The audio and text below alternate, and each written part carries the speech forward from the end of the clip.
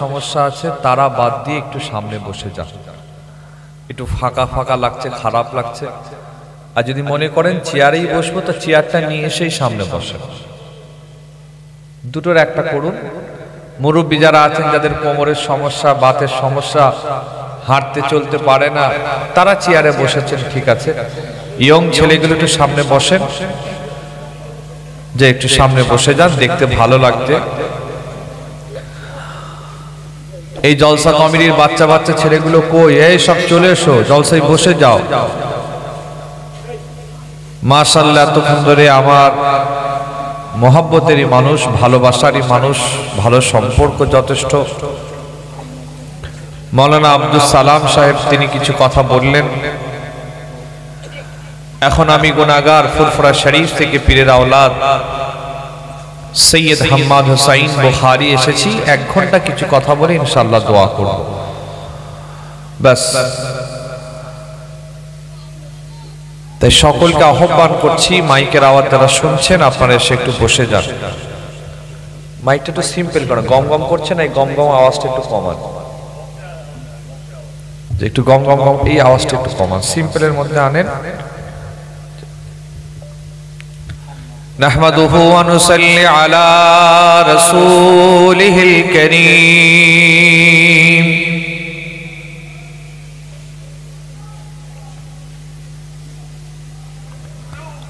أما بعد فقد قال الله تعالى في القرآن العظيم.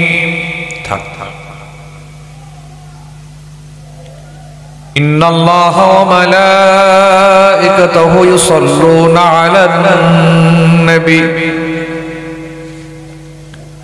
يا أيها الذين آمنوا صلوا عليه وسلموا تسليما. اللهم صل على, সাউন্ডটা একটু কমাবেন, 1 পয়েন্ট কমাবেন বক্সেরটা। ওয়ালা আলে,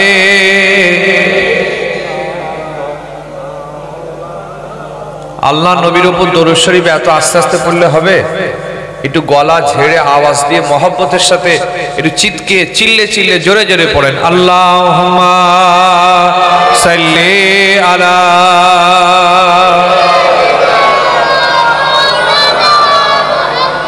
ওয়া আলা আলি।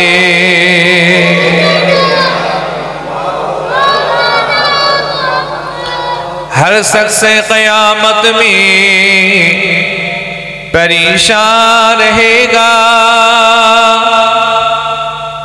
रो रो के हर एक शख्स मोहम्मद से कहेगा। हर नबियों में शान है मोहम्मद के निराले, उम्मत की जो कस्ती है मोहम्मद के हवाले। अल्लाहुम्मा सल्ली अला,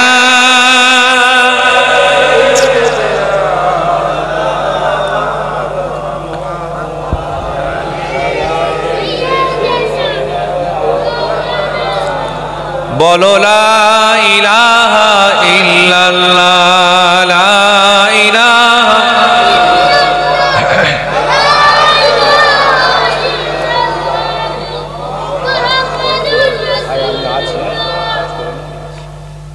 সকলে পড়েন হাসবি রব্বি জাল্লাল্লাহ মা ফি কলবি গায়রুল্লাহ, নূর মুহাম্মদ সাল্লাল্লাহ, হক লা ইলাহা ইল্লাল্লাহ। আর জোরে লা ইলাহা ইল্লাল্লাহ, লা ইলাহা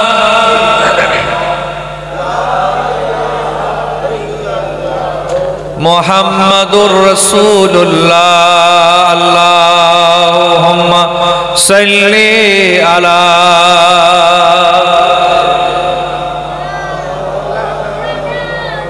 ওয়া আলা আলি।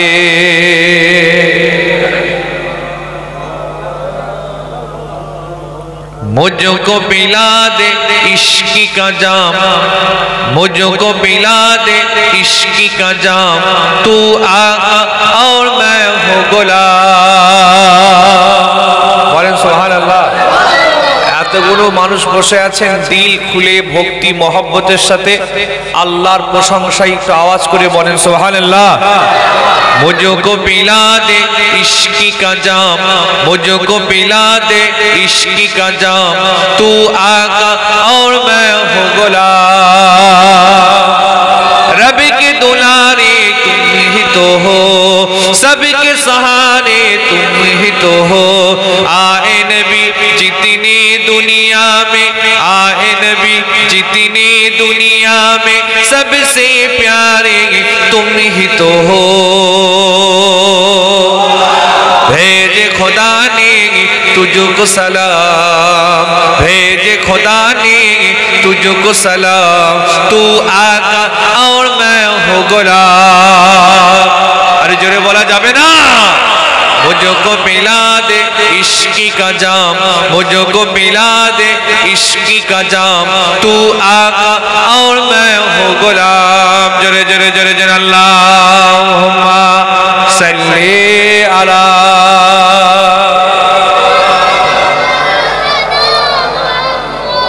वाला ले।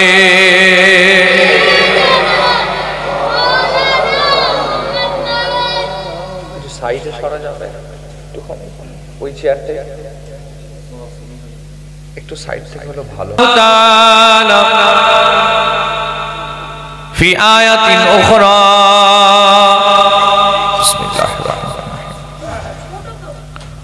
উদখুলু ফিস সিলমি কাফা ওয়া লা তাত্তাবিউ খুতুওয়াতিশ শাইতান ইলা আখিল আয়া সাদাকাল্লাহুল আযীম। এই কুচিরা এখানে বস, নিচে বস। চেয়ার শুধু মুরব্বীদের জন্য, বুড়োরা বসবে চেয়ার। সম্মানিত আজকে সভা সভাপতি সাহেব, ওলামায়ে কেরাম, স্টেজে বসে আছেন আমাদের বয়োজ্যেষ্ঠ শ্রদ্ধেয় আমার মহব্বতের মানুষ, আপনাদের সকলের পরিচিত হুজুরের জলসায় সবসময় স্টেজে দেখা যায়। কি বলেন আপনারা? আমার চাচাজি আছেন, মাশাআল্লাহ আমাদের ভাই আছেন, ইনিও আছেন, আরো সব অনেক চেনা পরিচিত মহব্বতের মানুষ সব এসে বসেছেন। প্রথম এই বছর মাদ্রাসা পাড়ায় আপনারা জলসাটা কায়েম করছেন যুবকগুলো। ফুরফুরা শরীফ থেকে আমি গুনাহগার, আপনাদের ছেলের মতো, ভাইয়ের মতো, বন্ধুর মতো এই দিকটাই যে এতগুলো পাড়া আছে, এভাবে যে সাম্প্রদায়িক সম্প্রীতি মিলেমিশে বসবাস করে, এটা আমার জানা ছিল না, আমার ভাবনাতেই নেই। এসে আমাকে খুব ভালো লেগেছে পরিবেশটা। আওয়াজ নেই, কাছাকাছি নেই, চিল্লাচিল্লি নেই, হই হই নেই, সুন্দর শান্ত নিলিবিলি পরিবেশে একটা সুন্দর আপনারা দিনী মাহফিল করেছেন। আল্লাহ পাকের দরবার শরীফে বক্তব্য শুরু করার আগে দোয়া চেয়ে নি, আল্লাহ রাব্বুল আলামিন যেন আজকের এই মাহফিলকে কবুল করেন। সকলে বলেন আল্লাহুম্মা আমিন। সবাই মিলে বলেন আল্লাহুম্মা আমিন। আল্লাহ যেন এই মাহফিলটাকে কায়েম রাখেন, বলেন আল্লাহুম্মা আমিন। প্রত্যেক বছর আমার যুবক ভাইদের আপনাদের সহযোগিতা সাহায্য নিয়ে যেন দেবার তৌফিক দান করেন। আর একবার দোয়া আছে, সবাই মিলে বলি আল্লাহুম্মা আমিন। কোরআন শরীফের একটি আয়াত পেশ করেছি, যে আয়াতে পাকে আল্লাহ পাক বলেছেন ইসলামের ভেতরে পরিপূর্ণ চলে এসো, কমপ্লিট এসো, টোটাল সম্পূর্ণ ইসলামে প্রবেশ করো। ওয়ালা তাত্তাবিউ খুতুওয়াতিশ শাইতান, ইবলিস শয়তানের তাবেদারি করো না, ইবলিস শয়তানের অনুসরণ করো না, ইবলিস শয়তানের অনুকরণ করো না, ইবলিস শয়তানের কথা তোমরা মানবে না। ইন্নাহু লাকুম আদুউম মুবিন, সে হচ্ছে তোমাদের সবথেকে বড় দুশমন।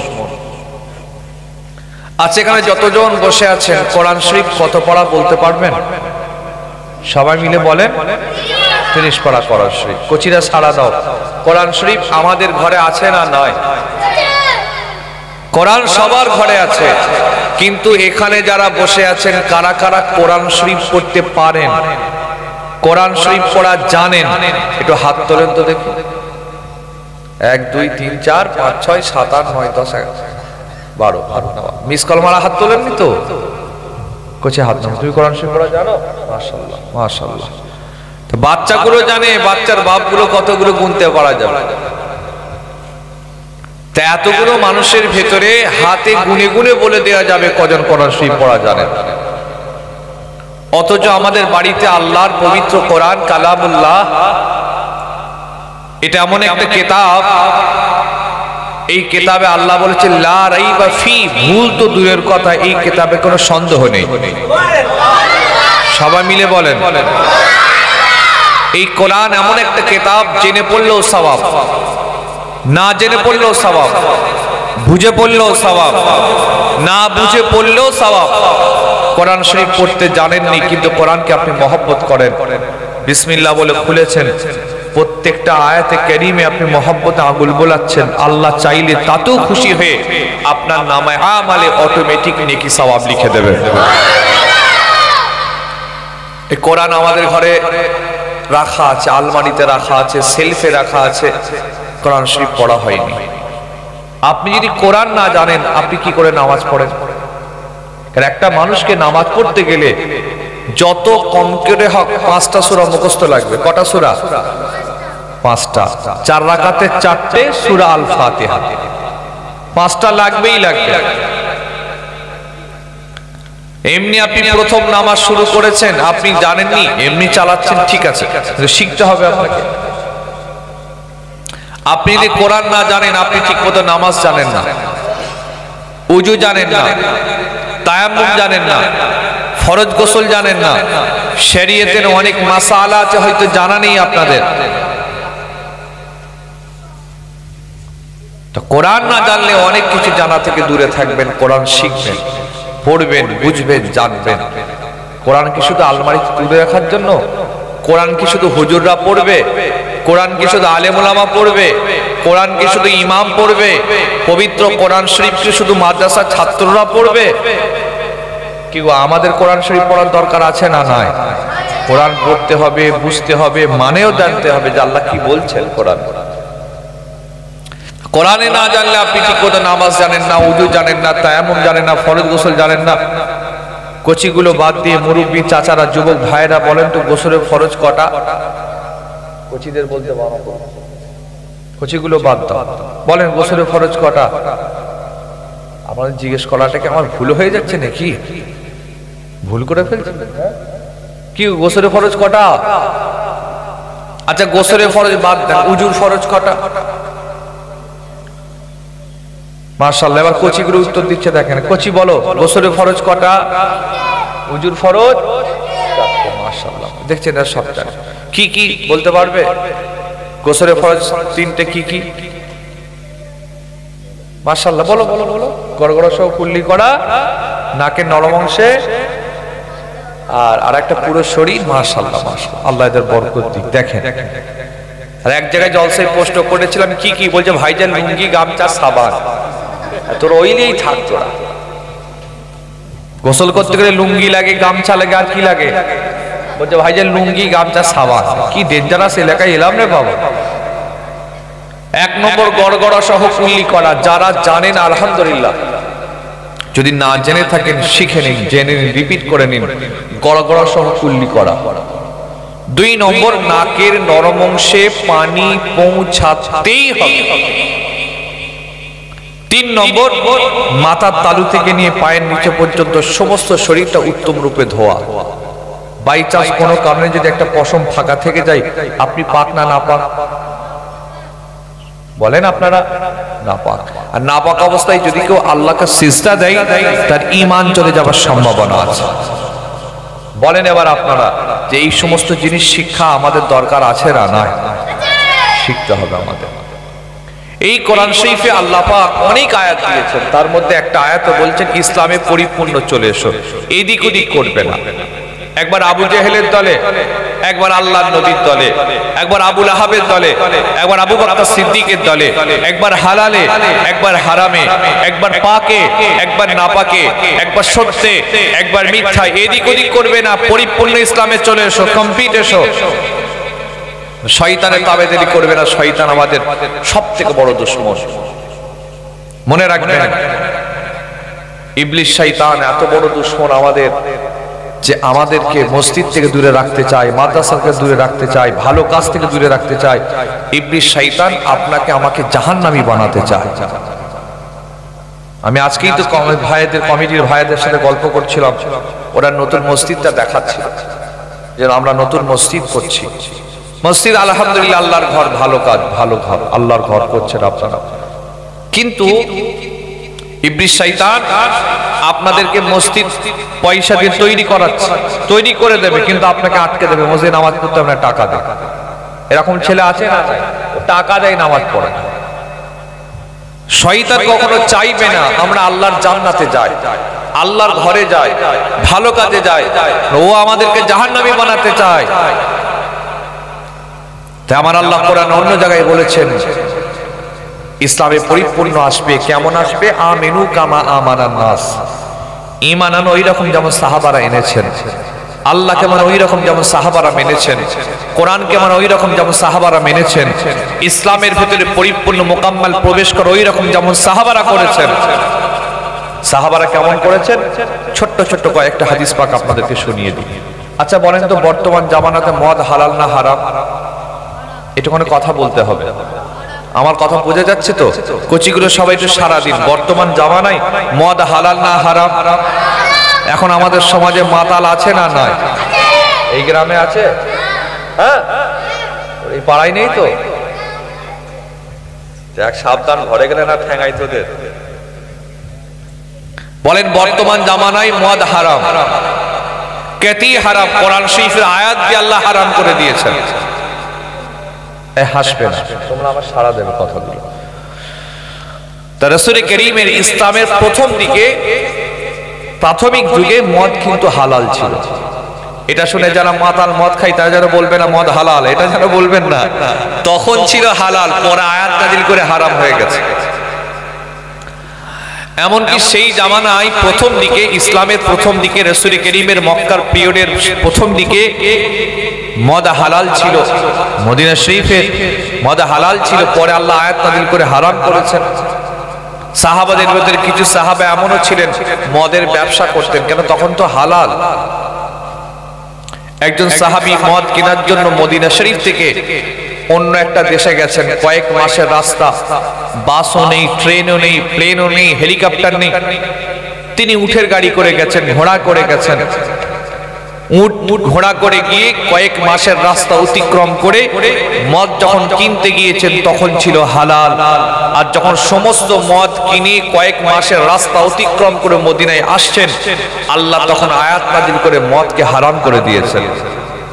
যখন কিনতে গিয়েছিলেন তখন ছিল মদ হালাল। একটু আপনাদের জিজ্ঞেস করছি বলে বিরক্ত হচ্ছেন নাকি?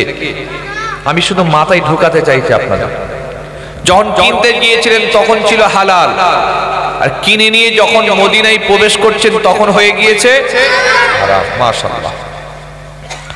সাহাবী যখন কয়েক লক্ষ টাকার, কোটি টাকার মদ সামগ্রী নিয়ে যখন মদিনার সীমান্তে প্রবেশ করছেন, সীমান্তে যে সমস্ত সাহাবারা পাহারা দিচ্ছিলেন বললেন, ভাই আপনার এত উঠে কি আছে, কি নিয়ে এসছেন আপনি?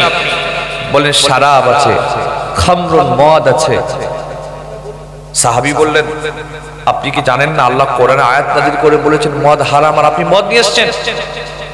ওই সময় যিনি কিনতে গিয়েছিলেন তিনি বললেন, আল্লাহর কসম করে বলছি আমি যখন কিনতে যাই তখন ছিল মদ হালাল, আমি হালাল জেনেই কিনেছি, হারাম জেনে কিনিনি। তখন সাহাবারা বলেন আয়াত নাযিল হয়ে গেছে, আল্লাহ ইন্নাল খামরা ওয়াল মাইসারা ইলা আখিল আয়াত, আল্লাহ যে মদের আয়াত নাযিল করে মদকে হারাম করে দিয়েছেন। এখন আপনি কিনে নিয়ে চলে এসেছেন, কি করবেন জানি না, তবে রাসূলুল্লাহ হুকুম দিয়েছেন মদ নিয়ে মদিনার পবিত্র জমিনে আপনাকে যেতে দেব না।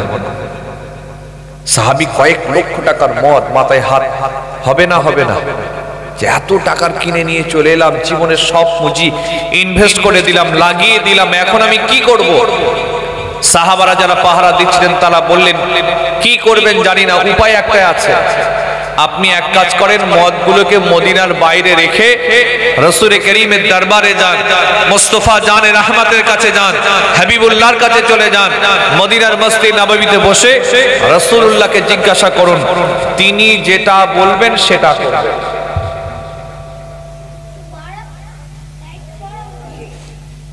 কথা বলো না, ভালো করে বসো। সাহাবী কি করবেন? রাসূলুল্লাহ সাহাবারা পরামর্শ মেনে সাহাবী মদটা বাইরে রেখে টুকটুক করে রাসূলুল্লাহর দরবারে চলে গেলেন। রাসূলকে গিয়ে বলেন, ইয়া রাসূলুল্লাহ, হাবিবাল্লাহ, হুজুর গো, আপনি তো জানেন আমি মদের ব্যবসা করতাম। ইয়া রাসূলুল্লাহ, যখন আমি মদ কেনার জন্য মদিনা থেকে অন্য দেশে গিয়েছিলাম তখন ছিল মদ হালাল, কিনে যখন চলে এলাম এখন হয়ে গিয়েছে মদ হারাম। হুজুর গো, আপনি আমাকে একবার অনুমতি দিন, পারমিশন দিন, এজেজতটা দিয়ে দিন, আমি জীবনে শেষবারের মতো মদগুলোকে বিক্রি না করতে চাই। আমার কথা বোঝা যাচ্ছে তো নাকি? পিছন দিকের ভাইরা বুঝতে পারছেন তো? মাশাআল্লাহ। ইয়া রাসূলুল্লাহ, হাবিবাল্লাহ, যখন আমি মদ কেনার জন্য মদিনা থেকে অন্য দেশে গিয়েছিলাম তখন ছিল হালাল, কিনে যখন চলে এলাম এখন হয়ে গিয়েছে হারাম। হুজুর গো, আপনি আমাকে অনুমতি দিন, পারমিশন দিন, আমি জীবনের শেষবারের মতো একবার বিক্রি করতে চাই, আর আমি কোনোদিন করব না। আমার নবী পাক সেই সময় বলেছিলেন, ও বাবা সাহাবী, হালাল করার মালিক হচ্ছেন আল্লাহ, হারাম করার মালিক হচ্ছেন আল্লাহ। আল্লাহ পাক হালাল করে দিয়েছেন, আল্লাহ হারাম করতে পারেন। আল্লাহ পাক মদ কেনাকে, বিক্রি করাকে, পান করাকে হারাম করে দিয়েছেন। আল্লাহ যেটা হারাম করে দিয়েছেন আমি নবী সেটা হালাল করতে পারি না। আল্লাহ যেটা হালাল করে দিয়েছেন আমি নবী সেটা হালাল করতে পারি না। আল্লাহ যেটা হারাম করেছেন আমি হালাল করতে পারি না। আল্লাহ যেটা হারাম করেছেন আমি নবী হালাল করতে পারি না। ও বাবা সাহাবী, যদি তুমি আল্লাহ পেতে চাও, নবী পেতে চাও, রাসূল পেতে চাও, কোরআন পেতে চাও, জান্নাত পেতে চাও, ইসলামের ভেতরে মোকাম্মাল প্রবেশ করতে চাও, ওই মদগুলোকে মদিনার বাইরেতে তুমি ফেলে দাও। ইয়া রাসূলুল্লাহ, সাহাবী কোনো উপায় নেই, মদ ফেলতে হবে আপনাকে। সাহাবীর মনটা খারাপ হয়ে গিয়েছে, ইয়া রাসূলুল্লাহ, যদি আমি মদগুলো ফেলে দিই আমার তো লস হয়ে যাবে, আমার ক্ষতি হয়ে যাবে, আমার শেষ হয়ে যাবে, আমার কারবারটা নষ্ট হয়ে যাবে। হুজুর গো, আমার বাপ আছে, আমার মা আছে, স্ত্রী আছে, পরিবার আছে, সন্তান আছে, ইয়া রাসূলুল্লাহ, আমার তো সব শেষ হয়ে যাবে। যদি আপনি আমাকে অনুমতি দিন, পারমিশন দিন, আমি জীবনের শেষবারের মতো একবার আমি বিক্রি করতে চাই। রাসূলুল্লাহ বলেছিলেন, হালাল করার মালিক হচ্ছেন আল্লাহ, হারাম করার মালিক হচ্ছেন আল্লাহ। আল্লাহ যেটা হারাম করে দিয়েছেন আমি নবী তোমাকে অনুমতি দিতে পারবো না। যদি তুমি আল্লাহ পেতে চাও, নবী পেতে চাও, রাসূল পেতে চাও, কোরআন পেতে চাও, জান্নাত পেতে চাও, ইসলামের ভেতরে মোকাম্মাল প্রবেশ করতে চাও, ওই মদগুলোকে মদিনার বাইরেতে তুমি ফেলে দাও। বলেন আমার বাকুল এলাকার ভাইয়ের আব্বারা, হালাল করার মালিককে সবাই মিলে বলেন। একজনে চুপ করে থাকবেন না, জবানে আওয়াজ দিয়ে বলুন, হালাল করার মালিককে, হারাম করার মালিককে। হালাল করার মালিক হচ্ছেন আল্লাহ, হারাম করার মালিক হচ্ছেন আল্লাহ। আমার রাসূলকে পর্যন্ত একটা হালালকে হারাম করার পারমিশন দেননি আমার আল্লাহ পাক। সেই নবীর উম্মত আমাদের এত পাওয়ার, টাকার গরম, অর্থের গরম, সম্পত্তির গরম, পলিটিক্সের পাওয়ারের গরম, এত গরম আমাদের হয়ে গেছে। কত হালাল আছে আমরা মানি না, কত হারাম আছে আমরা মানি না। আল্লাহ বলেছে হারাম, নবী বলেছে হারাম, রাসূল বলেছে হারাম, কোরআন বলেছে হারাম, ইসলাম বলেছে হারাম, কিন্তু আমি হারাম বলে মানি না। বলবেন ভাইজান এটা তো হতে পারে না। চলে উদাহরণ দিদি ছোট্ট করে। কি গো, খিস্তি পাড়া গালাগালি করা হালাল কাজ না হারাম কাজ? কোচির আব্বাগুলো বলেন না, ভাইগুলো, কি গো, খিস্তি পাড়া হালাল কাজ না হারাম কাজ? আমাদের সমাজে খিস্তি পাড়ার লোক আছে না নাই? ওই যারা পারে ওরা হালাল মনে করে পারে না হারাম মনে করে? কেউ বেটা হারাম মনে করে না। যদি হারাম মনে করতে জীবনে পারতো। এমন কিছু লোক আছে হুজুর ফুজুর মানে না, গাল পেরে হুজুরের গোষ্ঠী উদ্ধার করতে, এরকম লোক আছে না নাই? সোশ্যাল মিডিয়া খুললে দেখা যেত হুজুর ফুজুর কিচ্ছু মানছে না, ফাটিয়ে ফেলছে হুজুরদের। কি অবস্থা সমাজ, অথচ খিস্তি পাড়া, গালাগালি করা কবিরা গুনার কাজ, কবিরা গুনার কাজ। এটা আমরা শুনেছি, এটা আমরা জেনেছি, কিন্তু আমরা মানি না। 2 নম্বর উদাহরণ দিচ্ছি, মিথ্যা কথা বলা হালাল কাজ না হারাম কাজ? সবাই মিলে বলেন, জোরে বলেন, মিথ্যা কথা বলা হালাল না হারাম? আমাদের সমাজে মিথ্যা কথা বলার লোক আছে না নাই? ওই যারা মিথ্যা কথা বলে ওরা হালাল মনে করে বলে না হারাম মনে করে বলে? কেউ হারাম মনে করে না। আমার মতো হুজুরগুলো মিথ্যা কথা বলে। ঠিক বলছে না ভুল বলছে? কত হুজুর, কত পীর সাহেব, কত পীরজাদা, কত ইমাম সাহেব, কত মুফতি সাহেব, কত আমির সাহেব, কত হাজি সাহেব কাঁচা কাঁচা মিথ্যা কথা বলে। আর নেতাদের কথা বাদ দেন, ওরা শুরু করে মিথ্যা দিয়ে, শেষ করে মিথ্যা দিয়ে, মাঝখানে যেগুলো আছে ওগুলো সত্য না মিথ্যা? ওইগুলো মিথ্যা। অথচ মিথ্যা কথা বলা কবিরা গুনার কাজ। লানাতুল্লাহি আলাল কাযিবিন, মিথ্যাবাদীর উপর আল্লাহ লানত করেন। হে আমার বাপুলের এলাকার ভাইরা, সুফি আব্দুল মুমিন সাহেব রাহমাতুল্লাহ আলাইহি দরবার এলাকার মানুষেরা বলেন, জীবনে অনেক ওয়াজ শুনেছেন, বক্তব্য শুনেছেন, অনেক ওলামাদের কথা শুনেছেন। আচ্ছা, কখনই কি শুনেছেন আল্লাহ রাসূল জীবনে কোশ্চিন কালে একটি সেকেন্ডের জন্য, একটি মিনিটের জন্য, একটি মুহূর্তের জন্য আল্লাহ নবী কি কখনো মিথ্যা কথা বলেছিলেন? এই জোরে বলেন, বলেছিলেন? সেই নবীর উম্মত আমাদের সমাজে কি গো মিথ্যা কথা বলার লোক দিন দিন বাড়ছে না কমছে? কেউ হারাম মনে করছে। আজকের এই জলসা থেকে, মাদ্রাসা পাড়ার জলসা থেকে, বাকুর শরীফের মাদ্রাসা পাড়ার জলসা থেকে কি মনে মনে ওয়াদা করা যাবে, নিয়ত করা যাবে, অঙ্গীকার করা যাবে, মনে মনে সংকল্প করা যাবে, বিগত জীবনে যা করেছি করেছি, যা হয়ে গেছে হয়ে গেছে, আজকের পর থেকে জীবনে মিথ্যা কথা বলবো না? বলেন না ইনশাআল্লাহ? জোরে বলেন না ইনশাআল্লাহ? এই ওয়াজটা নিয়ে বাড়ি যান, কচিগুলো মাথায় রাখবে, মিথ্যা কথা বলবে না। বাপের সামনে, আম্মার সামনে, ওস্তাদের সামনে, হুজুরের সামনে মিথ্যা কথা বলা যাবে? এটা তো মিথ্যা কি উল্টে হুজুরকে ঠেঙিয়ে দেবে, এমন ছেলে আছে না? না, হুজুর ফুজুর মানবে না। বাস এই ওয়াদা, এই কথা দাঁড়িয়ে থাকতে পারেন। আমি বলে যাচ্ছি ইনশাআল্লাহ এই জলসাটা আল্লাহর দরবার শরীফে কবুল হয়ে যাবে। বাস এই একটা ওয়াজ নিয়ে যান, মিথ্যা কথা বলবেন না। কি হলো রে?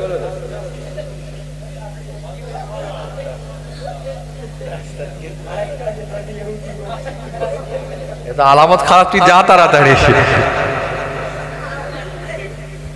এদিকে তাকান। তাহলে দেখেন, চিন্তা করেন, শোনেন, আওয়াজ দেননি, আওয়াজ কিছু এরকম করুনি, ধাক্কা লেগে যাবে, কারো ঘাড়ে পড়ে যাবে। আল্লাহু আকবার। রাসূল কারীমের সাহাবী দেখেন, রাসূলকে বলেন, হুজুর আমি তো জীবনের যত টাকা পয়সা পুঁজি ছিল সব তো ইনভেস্ট করে দিয়েছি, এখন তো আমি মাইনাসে আছি, এখন যদি ফেলে দিই আমার তো লস হয়ে যাবে, ক্ষতি হয়ে যাবে, কারবার শেষ হয়ে যাবে, ব্যবসা ডগে উঠে যাবে, আমার ছেলে আছে, মেয়ে আছে, সন্তান আছে, বাপ মা আছে, খাবার মতো কিছু থাকবে না ইয়া রাসূলুল্লাহ, বাস একবার পারমিশন দেন, আমি জীবনের শেষবারের মতো বিক্রি করতে চাই। রাসূল বললেন, না বাবা, হালাল করার মালিক হচ্ছেন আল্লাহ, হারাম করার মালিক হচ্ছেন আল্লাহ। আমার আল্লাহ মদ কেনা, বিক্রি করা, পান করাকে হারাম করে দিয়েছেন, আমি নবী তোমাকে পারমিশন দিতে পারবো না। সাহাবী কি করলেন? হাদিস পাক, আল্লাহ নবী সাহাবীর মনটা খারাপ হয়ে গেল, নবীর দরবার থেকে উঠে চলে যাচ্ছেন, টুক টুক টুক টুক করে মদিনার সীমানার দিকে চলে যাচ্ছেন, আর মনে মনে ভাবছেন, যদি আমি মদগুলোকে মদিনার বাইরে কোথাও নিয়ে গিয়ে লুকিয়ে লুকিয়ে বিক্রি করে দিই, আমার দুনিয়া লাভ হয়ে যাবে, দুনিয়ায় উপকার হয়ে যাবে, আমার দুনিয়ায় টাকা পয়সা ইনকাম হয়ে যাবে, কিন্তু আমার আখিরাতটা কামিয়াব, আখিরাতটা নষ্ট হয়ে যাবে, আল্লাহ অখুশি হয়ে যাবে, নবী অখুশি হয়ে যাবেন, আখিরাত আমার নষ্ট হয়ে যাবে। আর যদি মদগুলোকে মদিনার বাইরে কোথাও নিয়ে গিয়ে ফেলে দিই, আমার দুনিয়া লস হয়ে যাবে, দুনিয়া ক্ষতি হয়ে যাবে, দুনিয়া শেষ হয়ে যাবে, আমার ছেলে পুরো অভাবে পড়ে যাবে, কিন্তু আমার আখিরাতটা কামিয়াব হয়ে যাবে, আল্লাহ খুশি হয়ে যাবে, নবী খুশি হয়ে যাবে। না না না, আমি দুনিয়া চাই না, আল্লাহ পেতে চাই, নবী পেতে চাই, রাসূল পেতে চাই, কোরআন পেতে চাই, জান্নাতকে পেতে চাই, ইসলামের ভিতরে মুকাম্মাল প্রবেশ করতে চাই। এই না বলে সাহাবী মদগুলোকে মদিনার বাইরেতে তিনি ফেলে দেন। সবাই মিলে বলা যাবে না? এতগুলো লোক বসে আছেন, দিল খুলে বলা যাবে না সুবহানাল্লাহ? আল্লাহু আকবার, ইয়া রাসূলুল্লাহ, আল্লাহু আকবার। চিন্তা করেন, রাসূল কারীমের সাহাবীর ঈমান দেখেন।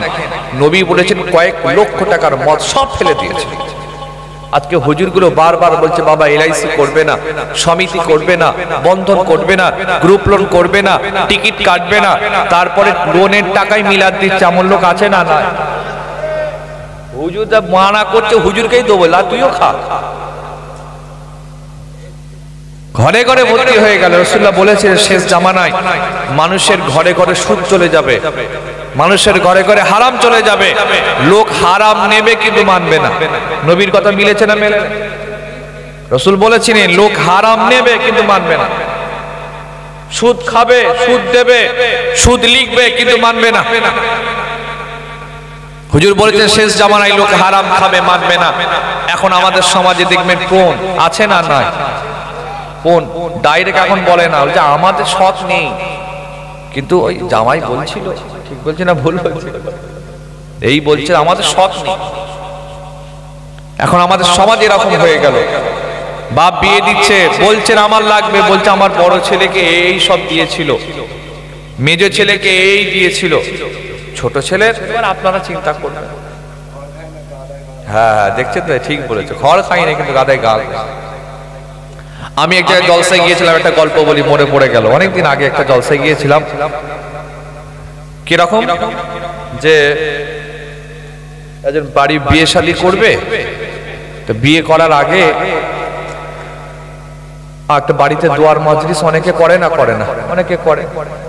তার সাথে আমার একটা ভালো সম্পর্ক আছে, সে হায়দ্রাবাদে থাকে, মাশাআল্লাহ ভালো। ভিডিওটা সে যদি দেখে বুঝতেই পারবে আমার কথাই বলছে।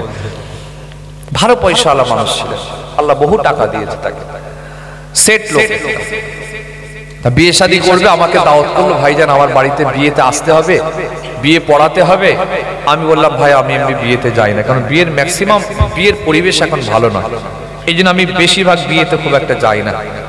তাহলে আমার বিয়েতে কি হবে? বললো একটা বাড়িতে দোয়া করি, আপনি আসেন। ঠিক আছে, যেতে পারে।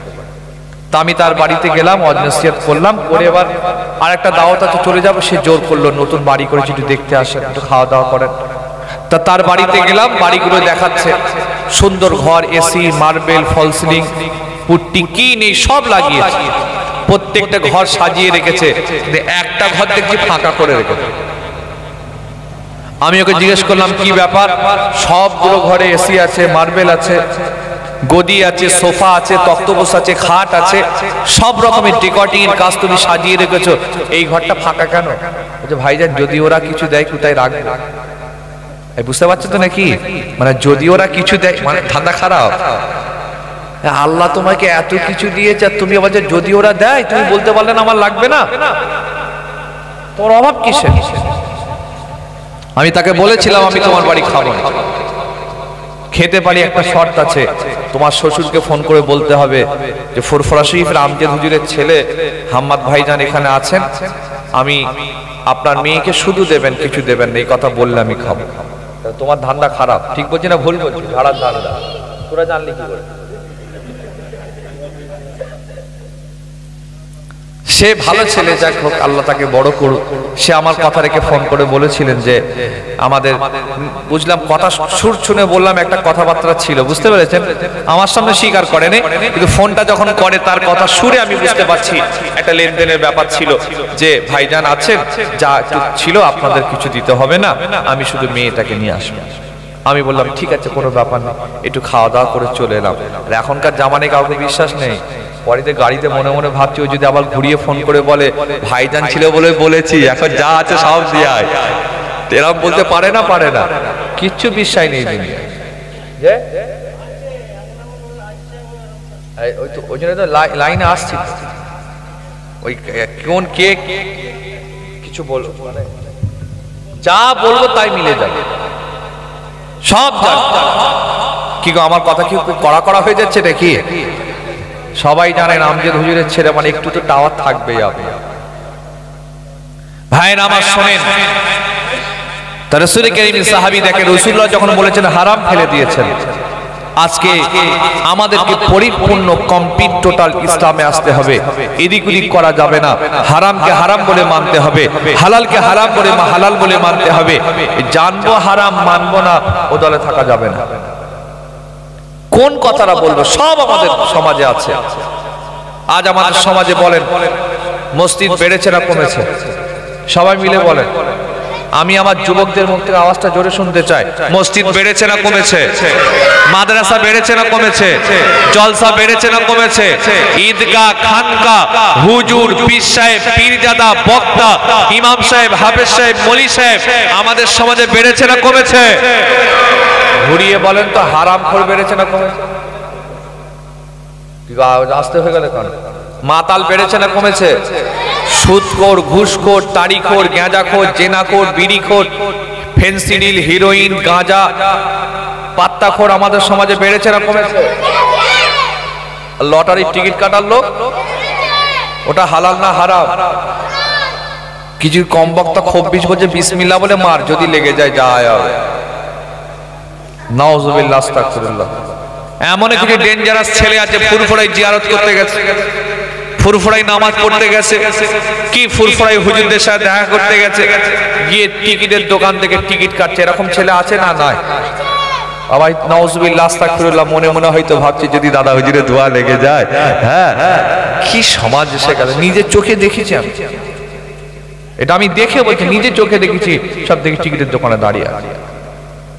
আল্লাহ না করুক, আল্লাহ না করুক, এই বাঁকুড়ের জমিন আল্লাহ না করুক কোন একটা ছেলে লটারির টিকিট কেটে 1 লাখ টাকা পেয়েছে। 1 কোটি তো বড় অ্যামাউন্ট, বাদ দিলাম, 1 লক্ষ টাকা পেয়েছে। আমি তো হালকা বয়সের ছেলে, ফুরফুরা শরীফের কোন একটা মুরব্বী হুজুর বলল, বাবা টিকিট কেটেছো এটা হারাম কাজ করেছো, 1 লক্ষ টাকা পেয়েছো এটাও হারাম, টিকিট কাটাটাও হারাম, 1 লক্ষ টাকাটাও হারাম। তুমি যদি আল্লাহ পেতে চাও, নবী পেতে চাও, রসুল পেতে চাও, আখিরাত পেতে চাও, জান্নাত পেতে চাও, ইসলামের ভিতরে মোকাম্মাল প্রবেশ করতে চাও, ওই টাকাটা তুমি ফেলে দাও। বলেন তো বুকে হাত দিয়ে টাকা ফেলবে না হুজুর ফেলবে? কি বলেন? টাকা ফেলবে না হুজুর ফেলবে? হুজুর গুলো দূর হয় এখান থেকে।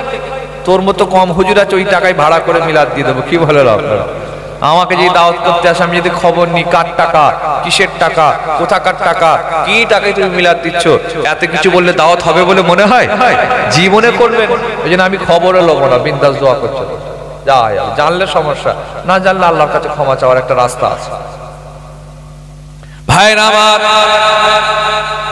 যে কথা বলছি না, আল্লাহ নবী সাহাবারা আমার নবী পাককে হুজুরের কথা এমন মানা মেনেছে, এমন ইসলামে তারা প্রবেশ করেছে, এমন নবীর কথা মেনেছে, এমন কোরআনকে মেনেছে, এমন দ্বীনকে মেনেছে, এমন শরীয়তকে তারা মেনেছে, জীবন দিয়ে দেবে কোনো পারোয়া নাই, শহীদ হয়ে যাবে কোনো পারোয়া নাই, মৃত্যুবরণ করবে কোনো পারোয়া নাই। সাহাবারা আল্লাহর কথা, নবীর কথা, রাসূলের কথা, কোরআনের কথাকে কখনো অমান্য তারা করবে না। সবাই মিলে বলেন। আল্লাহ নবী সাহাবী ফাঁসির মঞ্চে দাঁড়িয়ে আছেন। প্রশ্ন করা হলো, হে মুহাম্মাদের পাগল, তোমাকে শহীদ করা হবে, জীবন নিয়ে নেওয়া হবে, হত্যা করে দেওয়া হবে, তোমার জীবনের শেষ কোনো তামান্না থাকলে বলবে। সাহাবী বলেছিলেন, তোমরা আমার জীবন নিয়ে নেবে কোনো পারোয়া নাই, শহীদ হয়ে যাব কোনো পারোয়া নাই, মৃত্যুবরণ করব কোনো পারোয়া নাই, তবে আমার মনে আসা তামান্না আকাঙ্ক্ষা এটা, শহীদ হবার আগে আমি ফাঁসির মঞ্চে দাঁড়িয়ে দাঁড়িয়ে দাঁড়িয়ে আল্লাহ পাকের 2 রাকাত নামাজ আমি আদায়টা করতে চাই। আল্লাহু আকবার, আল্লাহু আকবার। ওহ, সাহাবী ফাঁসির মঞ্চে দাঁড়িয়ে বলছেন আমি 2 রাকাত নামাজ পড়ব। ওই সময় তাকে বলা হলো, ও মুহাম্মাদের পাগল, তুমি নামাজে দাঁড়িয়ে যাও। সাহাবী নামাজে দাঁড়িয়ে গেলেন। জীবনের শেষ নামাজ, আর নামাজ পড়া হবে না, আর আল্লাহকে সিজদা করা হবে না, আল্লাহর সামনে দাঁড়ানো হবে না, আল্লাহ পাকের দিদার নেওয়ার হবে না। জীবনের শেষ নামাজটা পড়ে নিয়ে আসমানের দিকে মুখটা তুলে বলেছে, আল্লাহ পাক এরা আমার শহীদ করে নেবে, কোনো পারোয়া নাই, জীবন চলে যাবে, কোনো পারোয়া নাই, এরা আমার জীবন নিয়ে নেবে, কোনো পারোয়া নাই। আল্লাহ আমি ইসলামের জন্য জীবন দিতে চায়, জান দিতে চায়, শহীদ হতে চায়, মৃত্যুবরণ করতে চায়, তবে আল্লাহ আর আমার নবীর দিদার পাবো না, নবীকে দেখা হবে না, নবীর চেহারা চোখে আসবে না। আল্লাহ আপনার দরবারে চায় আমার মুহাব্বতের সালাম মদিনাতে আমার রাসূলুল্লাহ দরবারে পৌঁছে দাও। আর একটু জোরে হবে আল্লাহু আকবার। একটু ব্রেক মেরে দেন, ঘন ঘন হয়ে যাবে, একটু টেনে দেবেন, এইভাবে দেবেন, নারায়ে তাকবীর, নারায়ে তাকবীর বলে লোক বুঝার আগে শেষ হয়ে যাচ্ছে। কি বলেন টানটা নাই, টান মাত্রা। আলহামদুলিল্লাহ তাকবীর দেবেন, এটা জোশ, এটা যে ইমানের মহব্বত পড়ে, জজবা আসে, আল্লাহ একটা ইশক তৈরি করে দেন। বলেন না সুবহানাল্লাহ। তাকবীরে জোশ আছে। কি গো বদরের জমিনের কথা মনে আছে না? না, হ্যাঁ, এমন 313 জন দিয়েছে, 1000 লোক ভয় খেয়ে গেছে। ঠিক বলছি না ভুল? এটা আলাদা পাওয়ার আছে তাকবীরে। প্রিয় ভাইরা আমার, তা রাসূলুল্লাহ সাহাবারা কেমন মেনেছেন শুনেছেন। নামাজ পড়তে হবে, নামাজ জীবনে কাজা করা যাবে না। হুজুর বলছে আস-সালাতু মিরাজুল মুমিনিন, আস-সালাতু মিফতাহুল জান্নাহ, আস-সালাতু ইকামুদ্দিন, সব শুনেছে। সাহাবী ফাঁসির মঞ্চে দাঁড়িয়ে বলছেন আমার তো নামাজটা পড়া হচ্ছে না, জীবনের শেষ স্বপ্ন 2 রাকাত নামাজ পড়বো। সুবহানাল্লাহ। নামাজটা পড়ে সালাম ফিরে বলছেন আর একটা আশা হচ্ছে আল্লাহ আমার রাসূলের দরবারে মহব্বতের সালাম পৌঁছে দেন। সুবহানাল্লাহ।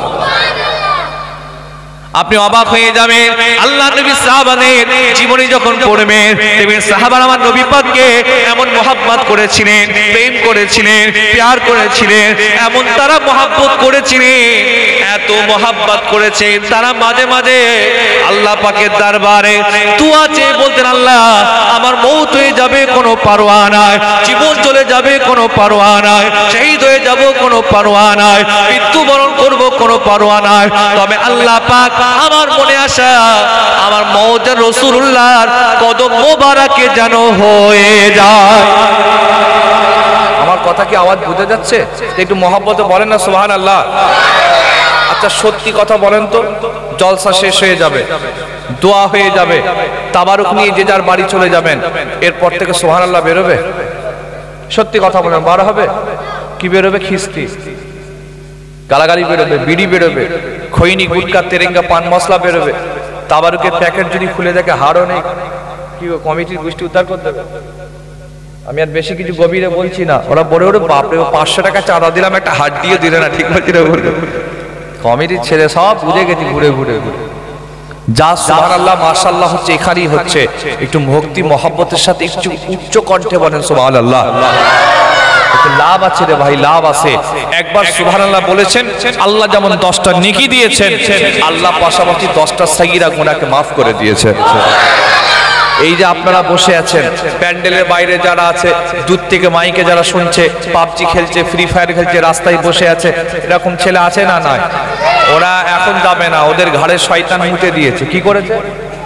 মুতে দিয়েছে। চা খা, পাবজি খেল, ফ্রি ফায়ার খেল, হোয়াটসঅ্যাপ কর, ইনস্টাগ্রাম চালা, ফেসবুক চালা, চ্যাটিং ফ্যাটিং কর, এখন যাবার দরকার নেই। হুজুর যখন ইয়া নবী করবে ঠেলে উঠবে, এমন কিছু খদ্দের আছে না? নয়। ওদের ঘাড়ে কি করেছে? শয়তান মুতে দিয়েছে। কিন্তু আল্লাহ শুকর করে বলছে আপনারা শয়তানের গালে চড় মেরে দুনিয়ার জান্নাতে বসে গেছেন। এখানে বসার কারণে আপনাদের নেকি যেমন হচ্ছে, সওয়াব যেমন হচ্ছে, পাশাপাশি আল্লাহ জীবনের অনেক ছোট ছোট গুনাহগুলোকে মাফও করে দিচ্ছেন। রাসূল কারীমের সাহাবী দেখেন কি হুজুরকে মহব্বত করতেন, দোয়া চাইতেন আল্লাহ মরে তো একদিন যাব, কি গো মওত আমাদের হবে না? হবে না, সব মরে যাব। আল্লাহ আপনার দরবার শখ হচ্ছে আমার মওত যেন পৃথিবীর কোথাও নাই, রাসূলুল্লাহর কদমের উপর হয়। সুবহানাল্লাহ। কি দোয়া! আজকে আমরা কজন দোয়া চাই বলেন আল্লাহর কাছে? ফজরের নামাজ পড়ে, তাহাজ্জুদের নামাজ পড়ে, মাগরিবের নামাজ পড়ে, এশার নামাজ পড়ে, বা এমনি ফাঁকা দরুদ শরীফ পড়ে, আল্লাহ মরে তো যাব, মৃত্যু তো হবে, পাঠিয়েছেন তো তুলে নেবেন, পৃথিবীর কেউ চিরস্থায়ী নেই, সব আগে আগে চলে গেছে, এখন আমাদের পালা, আমরাও চলে যাব। আল্লাহ মওতের আগে রাসূলুল্লাহ দিদার দিয়ে মওত দিন। এরকম দোয়া চাওয়া আল্লাহ বেশি না কম? খুঁজে পাওয়া মুশকিল। কিন্তু এইরকম দোয়া চাওয়ার লোক আছে, আল্লাহ বাপের সাথে মামলা হচ্ছে যেন জিতে যায়। ঠিক বলছে না ভুল বলছে?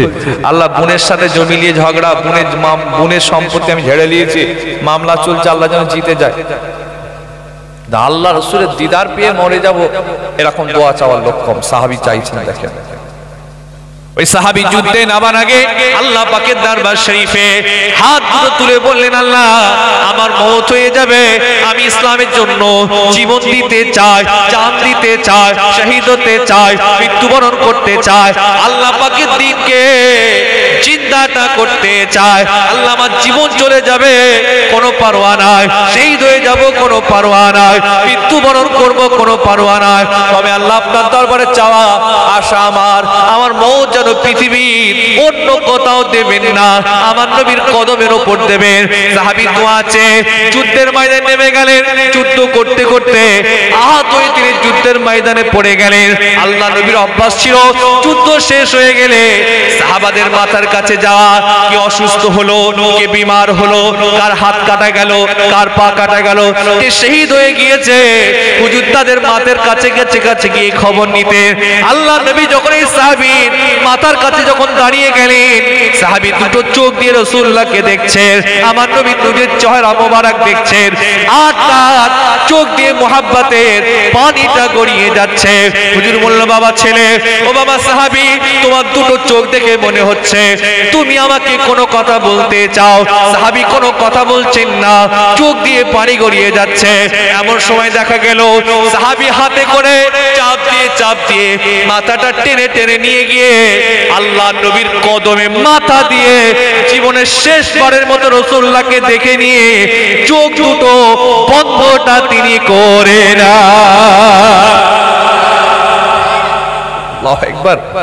হুজুরের সাহাবী ওই আহত অবস্থায় নিজে টানছেন, টেনে টেনে মাথাটা নিয়ে রাসূলুল্লাহর কদমে দিয়েছেন। হুজুরের চেহারাটা দেখে জীবনের শেষবারের মতো চোখ দুটো হুজুরকে দেখে বন্ধ করলেন। আল্লাহ নবীর মুবারক চোখ দিয়ে পানি গড়িয়ে যাচ্ছে। সাহাবী, কি ব্যাপার, কেন তুমি আমার দিকে তাকিয়েছিলে? চোখ দিয়ে পানি গড়িয়ে যাচ্ছিল, কোনো কথা তুমি বললে না, কোনো শব্দ তুমি বললে না, কোনো আওয়াজ তুমি করলে না, তুমি তোমার নবীকে তোমার মনের কথাটা তুমি বলতে পারলে না, তুমি দুনিয়া থেকে চলে গেলে। হুজুরের চোখ দিয়ে পানি গড়িয়ে যাচ্ছে। আমার নবী তার মাথার সামনে বসে গেলেন, হুজুর তার মাথা তুলে নিজের রানে রাখলেন।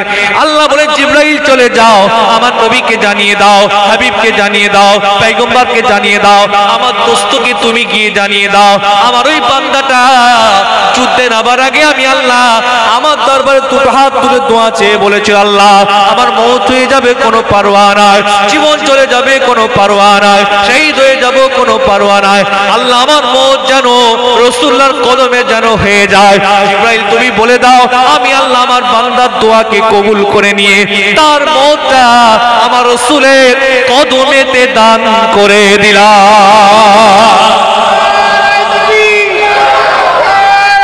আল্লাহু আকবার, আল্লাহু আকবার, আল্লাহু আকবার। ওহ, কি মওত দেখেছেন? কষ্ট হচ্ছে নাকি আপনাদের? কেমন দোয়া আছে। আর আজকে আমার আব্বাজান একটা কথা বলেন ওয়াজ করতে করতে, বাবা মাতালকে বলি নবীকে ভালোবাসিস? সে বলবে হ্যাঁ ভালোবাসি। সুদখোর, ঘুষখোর, তারিখোর, গেঁজাখোর, বিড়িখোর, জেনাখোর, বিসমিল্লাহ বলে আল কেটে জমি বানানোর লোক সমাজে আছে না? নাই। আল আছে, জমি জায়গা চাষ হয় তো এখানে। চাচা ফজরের নামাজ পড়ে মাঠে চলে গেছে, ডান দিক বাম দিক তাকাচ্ছে, কেউ নেই, বিসমিল্লাহ বলে মারলো একটা কোপ, 1 বিঘা জমি বেড়ে গেল। আছে না? না। বলছে আল শুরু করতে করতে এমন হলো পুলসিরাতের পোল হয়ে গেছে। রাসূলুল্লাহ বলেছিলেন হাদিস পাক, মান গায়্যারা মানার আল আরদ, যে জমিনের আল সীমানা পরিবর্তন করলো আল্লাহ তার ঠিকানা জাহান্নামে করে দিল। কে ভাবছে? আজ আমাদের সমাজ ব্যবস্থায় দেখেন না, কোন কথাটা বলবো আর কোন কথাটা বাদ দেবো, যা বলবো সেই রোগে রুগী আমরা। এই জন্য আমার আব্বা হুজুর একটা কথা বলেন, বাবা হালাল যদি নাও করতে পারো হারামটা করবে না। এই কথাটা আপনারা মাথায় ঢুকিয়ে নিন। আমার মা বোন যারা বক্তব্য শুনছেন, আমার যুবকগুলো যারা বক্তব্য শুনছেন, আমার মুরব্বী চাচাগুলো যারা বক্তব্য শুনছেন, হালাল যদি নাও করতে পারেন হারাম করবো না, বলে ইনশাআল্লাহ। হালাল যদি নাও করতে পারি হারাম করবো না। নামাজ আপনি পড়ছেন না, আল্লাহ ক্ষমা করুক, আল্লাহ আপনাকে মাফ করুক, আগামীকাল পড়বেন ইনশাআল্লাহ। হয়তো রোজা রাখছেন না, হয়তো আপনি একজন ইমানদারদের একজন গরিব মানুষের কাজ তো দু তিনটে, নামাজ পড়া, রোজা রাখা, হারাম থেকে বেঁচে থাকা। ঠিক বলছি তো নাকি? বড়লোক একটু বেশি, হজ, যাকাত, কুরবানি। তা আপনি নামাজ পড়তে পারছেন না, ঠিক আছে। রোজা রাখছেন না, ঠিক আছে। আপনি দান করেননি, সাদকা করেননি, খায়রাত করেননি, ঠিক আছে। কিছু করার জন্য মানলাম, ঠিক আছে, আল্লাহ ক্ষমা করুক। কিন্তু হারাম বন্ধ করে দেন। এলআইসি, সমিতি, বন্ধন, মসজিদের টাকা, মাদ্রাসার টাকা, ঈদগার টাকা, জলসার টাকা, খানকার টাকা, যে বোনেদের সম্পত্তি, ভাইদের সম্পত্তি ইত্যাদি ইত্যাদি হারাম খাওয়া বন্ধ করে দেন। হারাম বন্ধ করে দেন, ইনশাআল্লাহ হালাল গুলো আল্লাহ পাক অটোমেটিক করিয়ে নেবেন। সুবহানাল্লাহ বলেন। হারাম বন্ধ করে দেন, হালাল দেখবেন আল্লাহ অটোমেটিক করাচ্ছেন। সুবহানাল্লাহ বলবেন না? আর একটা হারাম থেকে বাঁচতে হবে, অহংকার থেকে বাঁচতে হবে। এটা আমি আমাকেও বলছি, ভাববেন না যে আমজেদ হুজুরের ছেলে হাম্মাদ আপনাদের জ্ঞান দিচ্ছে না, আমি আমাকেও বলছি। একজন আম লোকের পিছনে শয়তান যতটা লেগে থাকে, এটা হুজুরদের পিছনে শয়তান কিন্তু বেশি লেগে থাকে। ঠিক বলছে না ভুল? জানে একজন মাতাল, সুদখোর, ঘুষখোর, শয়তান জানে আমার মুরিদ, শয়তান জানে আমার মুরিদ, ওর পিছনে লাগবে না। কিন্তু একজন নামাজি, দিনদার, পরেশগার, চরিত্রবান, একজন বক্তা, হেদায়েত দেয়, লোককে কথা বলে, এদের পিছনে কিন্তু শয়তান বেশি থাকে। কি বলেন আপনারা? এদের জুব্বাই শয়তান ঢুকে গিয়ে মাঝে মাঝে আটকে যায়। হুজুরগুলো দেখবেন এমন এমন কাজ করে ফেলে, এক একটা হুজুর আলামত খুব খারাপ। বুঝছেন? আমার আব্বা সেই জন্য বলেন, হালাল যদি নাও করতে পারো, হারাম থেকে বাঁচো, হারাম থেকে বাঁচো, হারাম থেকে বাঁচো, নিজেকে হারাম থেকে বাঁচাও। পরকিয়া থেকে, জেনা থেকে আমাদের সমাজে বেড়ে যাচ্ছে না কমে যাচ্ছে বলেন? দিন দিন জেনা, ব্যভিচার বাড়ছে না কমছে? সব বেড়ে যাচ্ছে। তা বহুজুরি কথা বলেন, হারাম থেকে বাঁচো। ভাইয়ের আমার, সেই জন্য তানার সেই কথাটা আমার আব্বাজান আল্লামা পীর সৈয়দ হুজুর হযরত সৈয়দ আমজাদ হোসেন বুখারী হুজুর কেবলার এই কথাটা আপনাদের বলে যাচ্ছি। হালাল যদি নাও করতে পারেন, কমসে কম হারামটা করবো না বলে ইনশাআল্লাহ। আমার মা বোন যারা বক্তব্য শুনছেন, আপনাদের বেশি কাজ নেই, খুব ছোট কাজ। নামাজ পড়া, রোজা রাখা, হারাম থেকে বাঁচা, স্বামীর খেদমত করা, পর্দায় থাকা, এই পাঁচটা কি খুব কঠিন কাজ? নামাজ পড়া, রোজা রাখা, স্বামীর খেদমত করা, পর্দা করা, হারাম থেকে বাঁচা। কিন্তু এখন তো স্বামী পুরো নয়, স্বামী তো নয়, এখন যেন স্বামী আসামি হয়ে গেছে। কি বলেন আপনারা? এমন এমন ফতোয়া আসে আমাদের কাছে, এমন এমন মাসলা আছে, এমন এমন ঝামেলার সমস্যার কানে আসে, নিজেরাও হাসি যে কি এর সমাধান করব। স্বামী তো নয়, বলছে আসামি। একজন বলছে, ভাইজান আমার বউকে দেখলে মনে হয় দাজ্জাল আসছে। বলছে আমাকে বউকে দেখলে মনে হয় দাজ্জাল আসছে, এমন ভয় লাগে আমার। হে আমার মা বোনদের উদ্দেশ্যে বলে যাচ্ছি, আমার মা বোন, এরকম কিছু মা বোন আছে স্বামী স্ত্রী ছাড়া অন্য জায়গায় সম্পর্ক করেছে, হারাম কাজ। তখন মা বোন রেগে গেছে, মূর্তি ধারণ করেছে, স্বামীকে খেতে দেয় না, ঝগড়া অশান্তি চালু করে দিচ্ছে। কেন?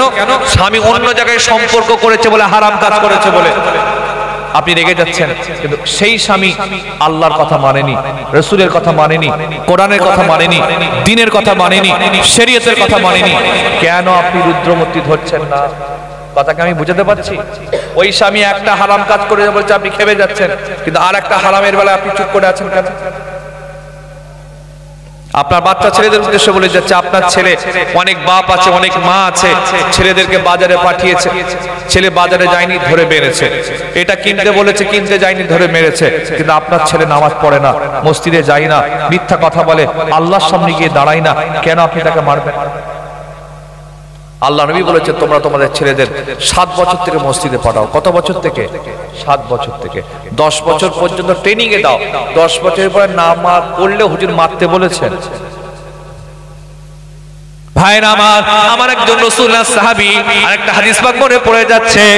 একজন সাহাবী আমার আল্লাহ পাককে বলতে লাগলেন, ও আল্লাহ পাক, আমার মওত হয়ে যাবে, কোনো পারোয়া নাই, জীবন চলে যাবে, শহীদ হয়ে যাব, মৃত্যুবরণ করব। আল্লাহ, আপনার দরবারে চাওয়া, মওতের আগে রাসূলুল্লাহ মোহরে নবুয়াতে মুহাব্বতের চুমাটা দিতে চাই। আস্তে করে বলেন, আর একটু আস্তে করে বলেন। এটা যদি আস্তে হয় তো দিল খুলে বলেন না সুবহানাল্লাহ। আপনারা জানেন আল্লাহর নবীর দুটো কাঁধের মাঝখানে এই ঘাড়ের ঠিক নিচেতে কবুতর তথা পায়রার ডিমের মতো একটা মোহর নবুয়ত, উনি যে আখেরি জামানার নবী তার স্টাম্প ছিল। এই জায়গাটা একটা ছোট্ট করে মোহর নবুয়তের স্টাম্প ছিল।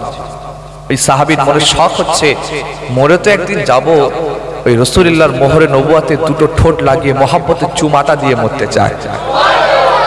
এটা মনের শখ, কিন্তু নবীকে বলতে পারছেন না। কি করে বলবো হুজুর আপনি জামাটা খোলেন চুমু খাবো, এটা বলা যায়?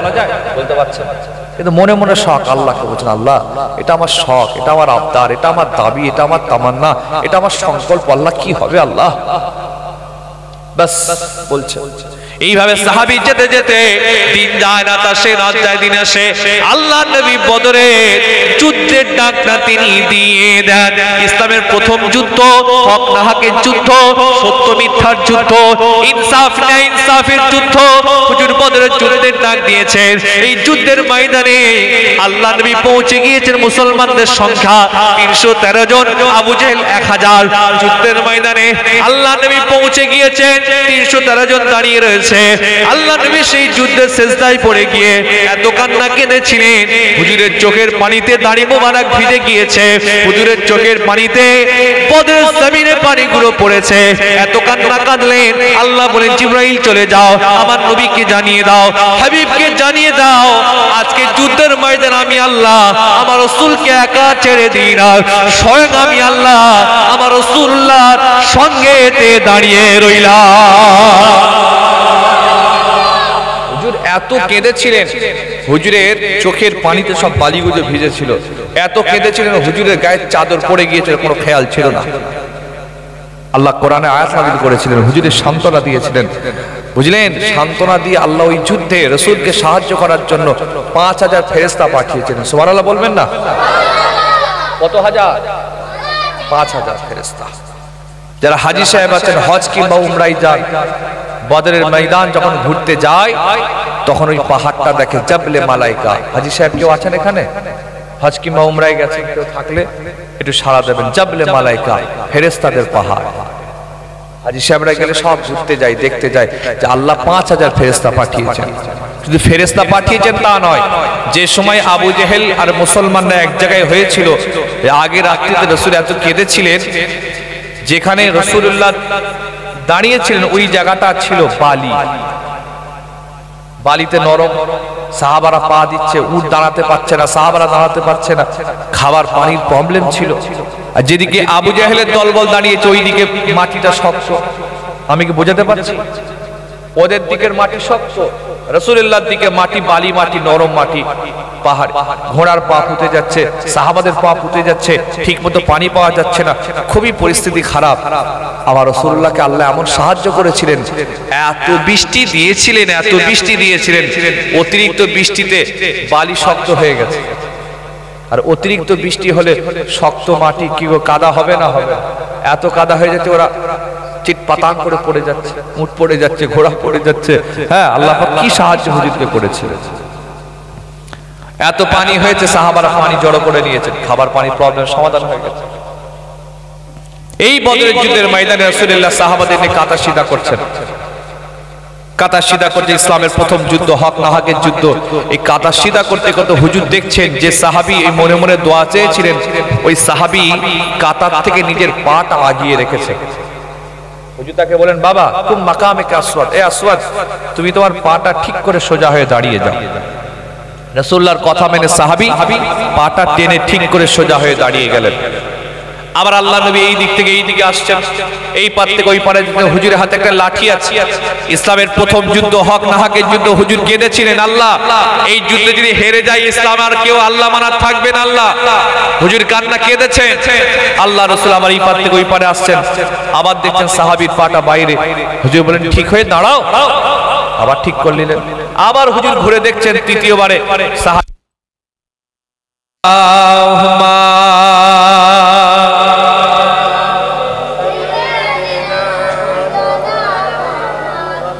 ওয়ালা আলে।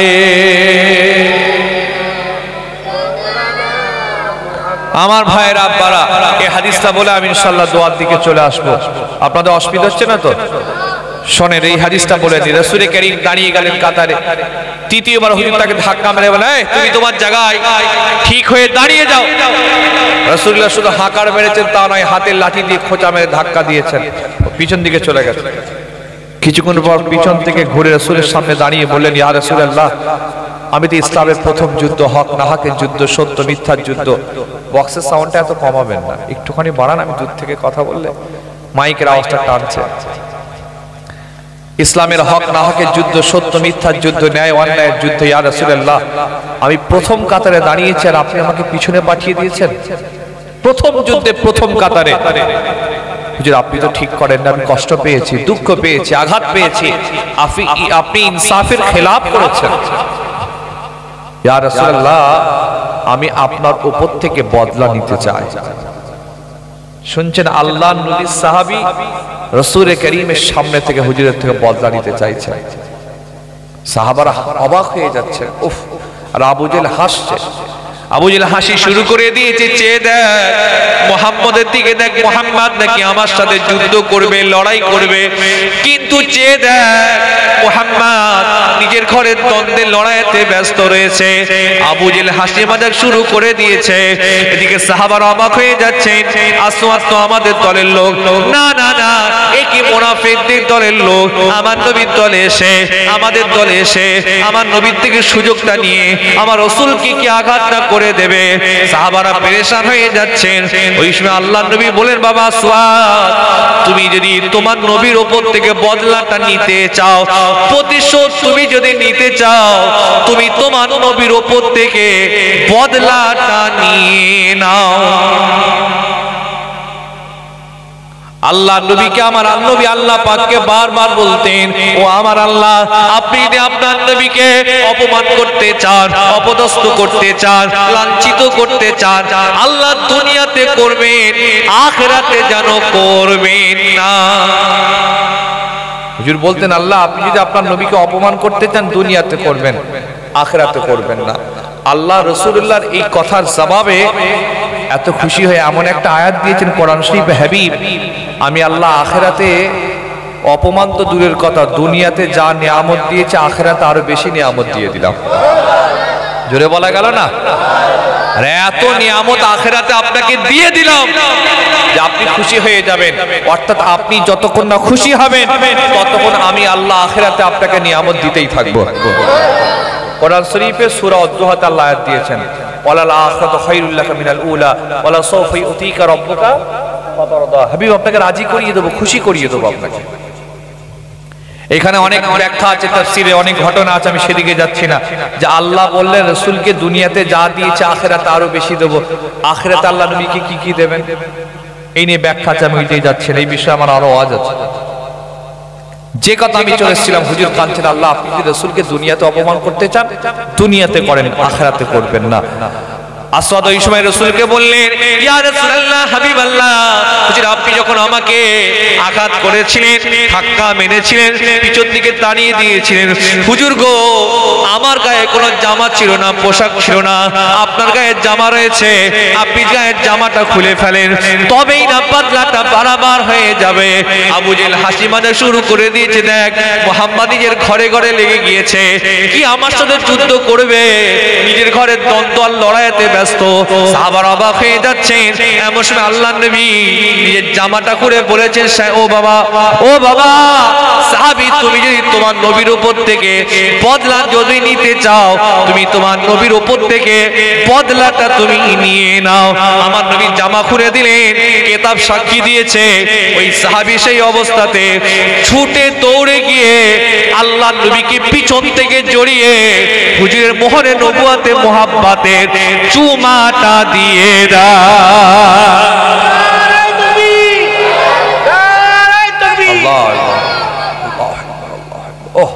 রাসূলুল্লাহ যেই জামাটা খুলেছেন, সাহাবী পিছন থেকে ছুটে গিয়ে রাসূলকে জড়িয়ে ধরেছেন আর মোহরে নবুয়াতে মুহাব্বতের চুমা দিচ্ছেন। আর কেঁদে কেঁদে বললেন, ইয়া রাসূলুল্লাহ, হাবিবাল্লাহ, হুজুর গো, রাদিতু বিল্লাহি রাব্বা ওয়া বিল ইসলাম ইসলাম দীনান হবে মুহাম্মাদিন নবিয়্যা সাল্লাল্লাহু আলাইহি ওয়াসাল্লাম। যিনি আমি আল্লাহকে আল্লাহ বলে মানি, আপনাকে নবী বলে মানি। হুজুর গো, আমার মনে শখ ছিল, স্বপ্ন ছিল আপনার মোহরে নবুয়াতে মুহাব্বতের চুমাটা দিতে চাই, বলতে পারছিলাম না। এইভাবে সুযোগটা নিলাম, আপনি আমাকে ক্ষমা করে দিন, মাফ করে দিন। হুজুর, আপনি ক্ষমা না করলে আল্লাহ পাকের কঠিন জাহান্নামায় চলে যাব। সাহাবীর চোখ দিয়ে পানি গড়িয়ে যাচ্ছে। আমার নবী সেই সময় বলেন, বাবা সুয়াদ, যাও বাবা যাও, আমি রাসূলুল্লাহ তোমাকে আল্লাহর রাস্তে ক্ষমাটা করে দিলাম। ওই যুদ্ধে ওই সাহাবী শহীদ হয়েছিলেন, বদরের যুদ্ধে শহীদ হয়েছিলেন। ইন্না লিল্লাহি ওয়া ইন্না ইলাইহি রাজিউন, শহীদ হয়েছিলেন। সংক্ষেপ করলাম, আর বাড়াবো না, তুয়ার দিকে চলে আসবো। আমি হাম্মাদ এতক্ষণ বক্তব্য রাখতে রাখতে যেটা বোঝাতে চাইছিলাম, ইসলামে আসতে হবে, কমপ্লিট আসতে হবে, টোটাল আসতে হবে, সম্পূর্ণ প্রবেশ করতে হবে, সাহাবাদের মতো করতে হবে। সাহাবারা এমন আল্লাহ মেনেছে, নবী মেনেছে, রাসূল মেনেছে, কোরআন মেনেছে, ইসলামকে তারা মেনে নিয়েছেন, জীবন তারা দিয়ে দেবে। কিন্তু আল্লাহ আল্লাহ নবীর কথা কখনো অমান্য তারা করবে না। আরো জোরে হবে, সবাই মিলে হবে সুবহানাল্লাহ। এই বিষয়ে আমি আপনাদের সামনে 1.5 ঘন্টা বক্তব্য রাখছি। কোরআনে আল্লাহ বলেন পরিপূর্ণ এসো, সাহাবাদের মতো এসো। সাহাবারা কেমন এসেছিলেন, আজকে আমাদের কেমন অবস্থা দেখেন। কি গো, নামাজ পড়বেন তো নাকি ইনশাআল্লাহ? জোরে বলেন ইনশাআল্লাহ। নামাজ মিস করবেন না। রমজান শরীফে রোজা রাখবেন তো নাকি ইনশাআল্লাহ? রোজা রাখবেন, নামাজ পড়বেন, রোজা রাখবেন, বাপ মার সেবা করবেন, বাপ মার খেদমত করবেন, বাপ মার শুশ্রূষা করবেন, মা বাপের কদমে পড়ে থাকবেন। মায়ের কদমের তলায় জান্নাত আছে, বাপ জান্নাতের গেটম্যান, মানে গেটে থাকবে। এগুলো আমরা সব শুনেছি। মায়ের পায়ের তলায় জান্নাত, ঠিক বলছি না ভুল বলছি? বাপ মার কদমের তলায় জান্নাত, আর শ্বশুর শাশুড়ির পায়ের তলায় কি আছে? মা বাপের পায়ের তলায় জান্নাত আছে, এটা তো আমরা জানি। শ্বশুর শাশুড়ির পায়ের তলায় কি আছে? কি বলছে? কি আছে জানেন? আলমারি আছে, সোফা আছে, গদি আছে, এসি আছে, ঠিক বাইক আছে, ঠিক বলছে না ভুল বলছে? মা বাপের পায়ের তলায় জান্নাত, আর শ্বশুর শাশুড়ির পায়ের তলায় আলমারি আছে, সোফা আছে, গদি আছে, পালং আছে, খাট আছে, বাইক আছে। আমার কথা কি খারাপ দিচ্ছেন নাকি? এইগুলো ওদের পায়ের তলায় আছে। আমি হাম্মাদ বলে যাচ্ছি, ওয়ান ক্যামেরা প্রকাশ্যে মাইকে বলে যাচ্ছি, আমি হুজুরের বাড়ির ছেলে তো কি হয়েছি, সৈয়দ খানদানের ছেলে তো কি হয়েছি, আমার দোয়া কবুল হবে কোনো গ্যারান্টি নেই। হতেও পারে, নাও পারে। পীর সাহেবের দোয়া, হুজুরের দোয়া, ইমামের দোয়া, মুফতির দোয়া, আমিরের দোয়া, শেখ সাহেবের দোয়া কবুল হবে কোনো গ্যারান্টি নেই। হতেও পারে, নাও পারে, কিন্তু আপনার মার বাপের দোয়া যে কবুল হবে। 1000 বছর আগে আল্লাহ রাসূল তার সোনার জবানে দিয়ে গেছেন, মা বাপকে কখনো কষ্ট দেবেন না। বলেন ইনশাআল্লাহ। বাপ মার সাথে খারাপ ব্যবহার করবেন না, ভালো ব্যবহার করবেন। পাড়া প্রতিবেশীর সাথে ভালো সম্পর্ক রাখবেন। সে আপনার প্রতিবেশী যদি অমুসলিমও হয়, তার সাথে খারাপ ব্যবহার করা যাবে? ইসলাম শিক্ষা দেয়নি। আল্লাহ নবীর জীবনী যদি পড়েন দেখবেন, আল্লাহ রাসূলের জামানাতে হুজুরের মক্কা মদিনা শরীফে কত ইহুদিরা বসবাস করত, খ্রিস্টানরা বসবাস করত, তারা অমুসলিম। আল্লাহ নবী তাদের বাজার করে দিতেন। সুবহানাল্লাহ বলেন। জীবনী পড়ে দেখবেন। যদি মনে হয় আমি ভুলভাল বলে যাচ্ছি, হুজুরের জীবনী পড়বেন। হুজুর তাদের বাড়ির বাজার করতেন। হুজুর খোঁজ নিতেন, তোমাদের বাড়িতে কিছু লাগবে? কারণ তাদের বাড়িতে কোনো পুরুষ নেই, বাজার করার কেউ নেই। রাসূলুল্লাহ তাদের বাড়ির বাজারগুলো করে দিতেন, খোঁজ নিতেন। ইসলাম তো এটাই শিক্ষা দিয়েছে। পাড়া প্রতিবেশীর হক আছে না নয়? আল্লাহ রাসূল বলেছেন পাড়া প্রতিবেশীর হক বড় হক। বুঝলেন? হুজুরে বলেছেন পাড়া প্রতিবেশীর ভালো সম্পর্ক রাখবেন। একজন অমুসলিম, এখানে তো হিন্দু মুসলিম মিলেমিশে বসবাস করে, সাম্প্রদায়িক সম্প্রীতির একটা নিদর্শন জায়গা এটা। একজন অমুসলিম যদি বিপদে পড়ে যায়, তার পাশে দাঁড়াবার দরকার আছে না নয়? এই জোরে বলেন আছে না নয়? ইসলাম শিক্ষা দিয়েছে আপনার। ইসলাম বলেছে লাকুম দীনুকুম ওয়ালিয়া দীন, তোমার ধর্ম তোমার কাছে। আমার ধর্ম আমার কাছে, অমুসলিম ভাইরা তারা তাদের ধর্ম অনুষ্ঠান পালন করবে, কোনো সমস্যা নেই। মুসলমানরা মুসলমানদের ধর্ম অনুষ্ঠান পালন করবে, কোনো সমস্যা নেই। কিন্তু বিপদে পড়ে গেলে, প্রবলেমে পড়ে গেলে, অসুবিধায় পড়ে গেলে, সমস্যায় পড়ে গেলে তার পাশে দাঁড়াবার দরকার আছে না নয়? আপনার এখানে একজন অমুসলিম মা হঠাৎ করে শরীর খারাপ, ট্রিটমেন্টের প্রয়োজন, টাকা দিতে হবে আপনাদের, দেবেন তো নাকি? ইনশাআল্লাহ টাকা দিতে হবে। আল্লাহ নবী জীবনী ভুলে গেছেন। আল্লাহ নবীকে একটা বুড়ি মা, অমুসলিম ছিলেন কিন্তু রাসূলুল্লাহকে কষ্ট দিতেন। আল্লাহ রাসূলকে খুব কষ্ট দিতেন বুড়ি মাকে, হুজুরের রাস্তায় কাঁটা বিছিয়ে দিতেন, হ্যাঁ, ওপর থেকে নোংরা ময়লা রাসূল কারীমের মাথাতে ফেলতেন। এই হাদিস ভুলে গেলেন আপনারা? রাসূলুল্লাহ যে রাস্তা দিয়ে যায় কাঁটা বিছিয়ে দেয়, রাসূলুল্লাহ যে রাস্তা দিয়ে যায় নোংরা ফেলে দেয়। নবী মুহাম্মদ রাসূল যে রাস্তা দিয়ে যাবে ওপর থেকে পাহাড়ের মাথা থেকে ধুলো ময়লা নোংরা তার মাথায় ফেলে দেয়। রাসূল কখনো তাকে রাগও করেননি, হাঁকারও মারেননি, নিষেধও করেননি, কিছুই বলেননি। কিন্তু একদিন দেখা যাচ্ছে রাসূল দেখছেন বেশ কয়েকদিন কাঁটাও নেই, ধুলোও নেই, ময়লাও নেই, নোংরাও নেই। ভাবছেন কি ব্যাপার, কি সমস্যাটা হলো? আল্লাহ নবী খুঁজে খুঁজে বুড়িমার বাড়িতে গেলেন। ঠিক বলছে না ভুল বলছি? হুজুর খুঁজছেন যে হলো না কেন, রোজ করে আজকে করে না কেন? বেশ কয়েকদিন হয়নি, হুজুর তার বাড়িতে গেলেন। আল্লাহ রাসূল তার বাড়িতে গেলেন, দেখেন অসুস্থ বিমার অবস্থায় পড়ে রয়েছে। আল্লাহ নবী তার ঘরটা পরিষ্কার করলেন, নিজে হাতে বুড়িমাটাকে খাওয়াচ্ছেন। সুবহানাল্লাহ বলবেন না? বুড়িমা বলছে, কে বাবা তুমি? মক্কাতে এরকম একটা ভালো ছেলে, এত শান্ত, এত নরম, এত উদার, এত সুন্দর ছেলে আছে বলে তো আমার জানা নেই। কে তুমি? তোমার নামটা বলবে? রাসূলুল্লাহ নিজের নাম বলছেন না, গোপন করছেন। কেন বলছেন না? এই বুড়িমা তো আমাকে কি ভাববে হুজুর নিজের নাম না বলে? বলছেন আমি তো আপনার একটা ছেলে, আমি তো আপনার ছেলের সন্তান। রাসূলুল্লাহ বুড়িমা ছাড়ছে না, হুজুরের হাতটা ধরেছে, বাবা তোমার নামটা বলো, কে তুমি? তোমার মনে এত দয়া, এত মায়া, এত মহাব্বত, এত প্রেম, এত উদারতা। কয়েক সপ্তাহ আমি বিছানায় পড়েছিলাম, কেউ আমার খবর নিল না, কেউ আমার পাশে দাঁড়াবো না, কেউ একবার খোঁজ নিল না, কেউ আমাকে খাবার ব্যবস্থা করে দিল না। তুমি বাবা কে ছেলে, একটু তোমার পরিচয়টা দেবে? রাসূল তখন যখন বুড়িমা ছাড়বে না, রাসূল বলেছিলেন, বুড়িমা আমি আপনার সেই ছেলে যে ছেলের রাস্তাতে আপনি প্রত্যেকদিন কাঁটা বিছিয়ে দিতেন। এই কথাটা হুজুরের শোনার সঙ্গে সঙ্গে বুড়িমার দুটো চোখ দিয়ে পানি করাচ্ছে, বাবা মুহাম্মদ আমাকে তুমি ক্ষমা করে দিও। লোক তোমার নামে অনেক বাজে বাজে কথা বলেছে, তাদের কথা শুনে আমি এই সমস্ত কাজ করেছি, তুমি আমাকে ক্ষমা করে দিও। প্রিয় ভাইয়েরা আমার, আজকে সোশ্যাল মিডিয়ার জামানায়, অনলাইনের জামানায়, হোয়াটসঅ্যাপের জামানায় ইসলাম সম্পর্কে, রাসূল সম্পর্কে, কোরআন সম্পর্কে, দ্বীন সম্পর্কে বাজে বাজে অনেক অপপ্রচার সমাজে এসে যায়, যেগুলো রং। এর উত্তর আমাদেরকে আদর্শ দিয়ে, আখলাক দিয়ে, প্রেম দিয়ে, চরিত্র দিয়ে কি করে দেবার দরকার আছে না? নয়। আমি একটা ওয়াজ সব জায়গায় করি, আজকেও বলে যাচ্ছে, এখানে যতজন বসে আছেন আপনারা কি আমার নবীকে ভালোবাসেন? সবাই মিলে বলেন ভালোবাসেন। প্রশ্ন করছে আপনারা, রাসূলকে তো সবাই ভালোবেসেছেন, আল্লাহর নবী জীবনী পড়েছেন কারা কারা? হাত তোলেন তো দেখি। একজন দুজনকে পেয়েছি, মাশাআল্লাহ। আমার ফরিদ ভাই তিনটে পেয়েছে, ঠিক আছে নামান। এতগুলো মানুষের ভেতরে তিনজন আল্লাহর নবীর জীবনী পড়েছে।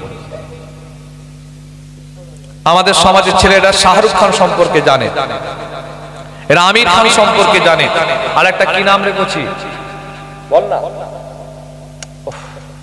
হ্যাঁ দেখছেন, মুখস্থ করে আজ ইউটিউবার ভাই আমার। সালমান খান সিনেমার নায়ক নায়িকা অভিনেতা অভিনেত্রী সম্পর্কে জানে, রাসূল সম্পর্কে জানে। বলেন আমার রাসূল কারীমের জীবনী পড়ার দরকার আছে না নয়? ছেলেগুলো চিল্লে বলা আছে না নয়? সবাই মিলে জোরে বলা আছে না নয়? সর্বকালের, সর্বযুগের, সর্বসময়ের সর্বশ্রেষ্ঠ মহামানব আমার রাসূলুল্লাহর জীবনী পড়ার দরকার আছে না নয়? বলবেন তো নাকি ইনশাআল্লাহ? বলে ইনশাআল্লাহ। আমি যদি আবার পরের বছরে আসি কিংবা আশপাশে কোথাও আসি, মনে যদি আমার থাকে, খেয়ালে যদি আমার থাকে, দিমাগে যদি আমার থাকে, প্রশ্নটা আবার করব, রাসূলুল্লাহ জীবনী পড়েছেন কারা কারা? দু চারজন যেন হাত উঠতে পারে, দেখতে পাই, বলে ইনশাআল্লাহ।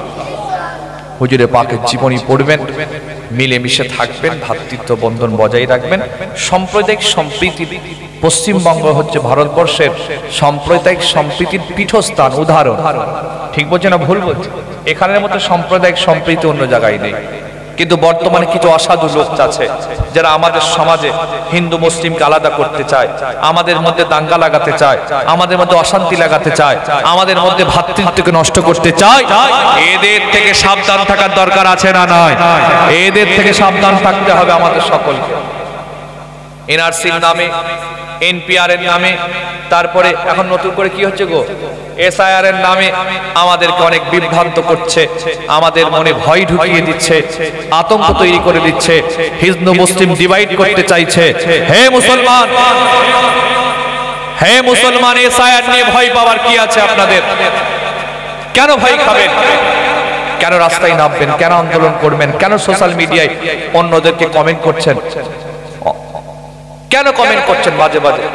কেন বলছেন গঙ্গা লোকাল খালি হয়ে যাবে? কেন বলছেন মধ্যমগ্রাম খালি হয়ে যাবে? কেন টিটকিরি মারা কথা বলছেন?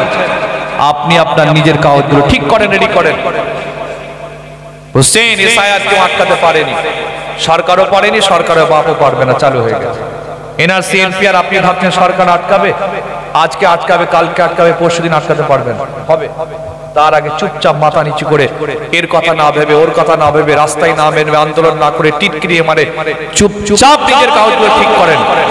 নিজের কাগজ করবেন, নিজের পাড়া প্রতিবেশী, সে হিন্দু হোক, মুসলিম হোক, জৈন হোক, খ্রিস্টান হোক, আদিবাসী হোক, তাদেরও কাগজগুলো ঠিক করে দেবেন। কি এটা ইমানি দায়িত্ব আমাদের? ঠিক বলছি না ভুল বলছি? এমন অবস্থা আমাদের, নিজেও কাগজ ঠিক করে না, পরেরও কাগজ ঠিক করে না, নিয়ে তাদের কথা ভেবে হচ্ছে আন্দোলনে নেবে, সব ঠিক হয়ে যাবে। কিচ্ছু হবে না, কাগজ ঠিক করে না। কথা আমার কি ভুল ভাবছেন নাকি? আপনার কাগজ আপনাকে ঠিক করতে হবে, কোনো নেতা এসে বাঁচাবে না আপনাকে। চুপচাপ মাথা নিচু করে, এর দিকে না তাকিয়ে, ওর দিকে না তাকিয়ে, হ্যাঁ, এর বিরুদ্ধে কমেন্ট না করে, ওর বিরুদ্ধে কথা না বলে, সোশ্যাল মিডিয়ায় মাথাকে উল্টো পাল্টা পোস্ট না করে, চুপচাপ নিজেরা নিজেদের কাগজগুলো ঠিক করুন, জমা দিন। আপনাদের এখানকার যে বিএলও আছে তার সাথে পরামর্শ করে চুপচাপ কাগজগুলো জমা দিয়ে নিজের কাজটা নিজে গুছিয়ে নিন। আল্লাহ আমাদের সকলকে কবুল করেন। আমি এতক্ষণ আপনাদের সামনে কথা বললাম, আমার কথাই কেউ রাগ করলেন? কেউ কষ্ট পেয়েছেন? আমার কথাই, আমার ভাষায়, আমার বডি ল্যাঙ্গুয়েজে কেউ কষ্ট পেলে আমাকে ক্ষমা করবেন। আল্লাহ যদি আমাকে সুযোগ করে দেন, ইনশাআল্লাহ আবার আসবো, আবার করবো, আবার কথা বলবো। এই জালসাটা আমার ছোট্ট ছোট ভাইয়েরা সহযোগিতা নিয়ে আপনাদের কায়েম করেছেন। আপনারা এই জলসার থেকে খেয়াল রাখবেন বলে ইনশাআল্লাহ। এটা প্রত্যেক বছর হোক, চান তো নাকি ইনশাআল্লাহ? সবাই চান তো নাকি ইনশাআল্লাহ? কারা কারা চান একটু হাত তুলুন তো দেখি। তকবীর দেন একবার, নারায়ে তাকবীর। এই চাওয়ার আজ হয়নি, এরকম করে তকবীরটা দেন, নারায়ে। এ জালসা ইয়া রাসূল লাউ সালাম, এ বাংলা আমরা যে অধম গুনাহগার, সালামু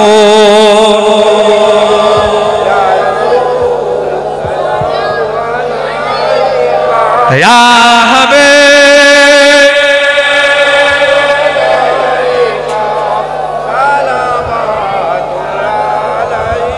যে সকলে বসে যান, বসে।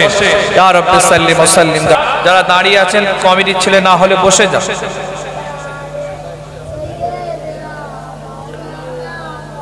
আরো জোরে জোরে জোরে আল্লাহুম্মা সাল্লি আলা।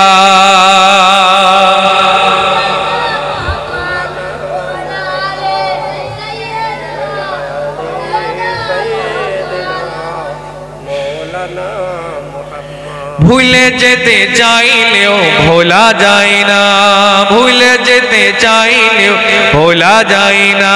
আমার জান মদিনা, আমার প্রাণ মদিনা, আমার জান মদিনা, আমার প্রাণ মদিনা। ভুলে যেতে চাইলেও, আরো জোরে, ভুলে যেতে চাইলেও ভোলা যায় না, ভুলে যেতে চাইলেও। মদিনার স্মৃতিগুলি ভাবি বারে বার, মদিনার স্মৃতিগুলি ভাবি বারে বার। কবে আমি দেখা পাবো রওজা তোমার, প্রিয় নবীর প্রেমে আমি হলাম দিওয়ানা, প্রিয় নবীর প্রেমে আমি হলাম দিওয়ানা। ভুলে যেতে চাইলেও ভোলা যায় না, জোরে জোরে, ভুলে যেতে চাইলেও ভোলা যায় না। আমার জান মদিনা, মাশাআল্লাহ, আরো জোরে, আমার জান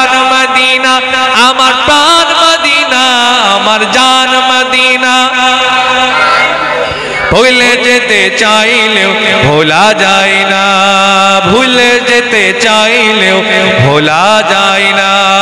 জোরে জোরে জোরে আল্লাহুম্মা সাল্লি আলা।